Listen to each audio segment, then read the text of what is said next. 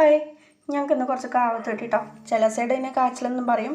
നിങ്ങളുടെ അവിടെ എന്താ പറയുക കമൻറ്റ് ചെയ്യണേ. ഇത് അതിന് ചെറിയ പീസാക്കി അത് വേവാൻ വെച്ചിട്ടുണ്ട് കേട്ടോ. മൺചട്ടിയിൽ വേവാൻ വെച്ചിട്ട് മൺചട്ടിയിൽ വേവാൻ എന്ത് വെച്ചാലും ഭയങ്കര ടേസ്റ്റാണ് കേട്ടോ. അത് പകുതി വെന്തപ്പോൾ അതിലേക്ക് കുറച്ച് ഉപ്പിട്ട് ഇളക്കി കൊടുത്തു കേട്ടോ.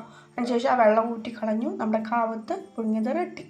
അപ്പോൾ നമുക്കത് നല്ല വാഴൻ്റെ ഇലയിൽ ഇടാമല്ലേ. അതെ, വാഴൻ്റെ ഇലയിലൊക്കെ വെച്ച് സൈഡിൽ ചമ്മന്തിയാണ് കേട്ടോ വെച്ച് കൊടുത്തിരിക്കുന്നത്. ഉള്ളി ചമ്മന്തിയാണ്. ഉള്ളിയും പച്ചമുളകും അതിലേക്ക് കുറച്ച് വെളിച്ചെണ്ണ ആഡ് ചെയ്ത് നല്ല ഹെൽത്തിയായ ചമ്മന്തിയാണ് കേട്ടോ. അത് കഴിഞ്ഞ ശേഷം ഞാൻ എൻ്റെ ഒരു ഗ്ലാസ് വെച്ച് കുറച്ച് കട്ടൻ ചായയാണ് കേട്ടോ ഒഴിച്ചു കൊടുക്കാൻ പോണത്. കട്ടൻ ചായ ഒഴിച്ചു കൊടുത്തു. അപ്പോൾ ചൂട് കാവത്ത് ചമ്മന്തി, ചൂട് കട്ടൻ, ആഹാ. അതിൻ്റെ കൂടെ ഒരു മഴയും മെലഡി സോങ്ങും കൂടി ആയാലോ സൂപ്പറായിരിക്കും അല്ലേ. ഈ ഒരു സാഹചര്യം നിങ്ങൾക്ക് ഫേസ് ചെയ്യേണ്ടി വന്നിട്ടുണ്ടോ? അടിപൊളിയായിരിക്കും അല്ലേ.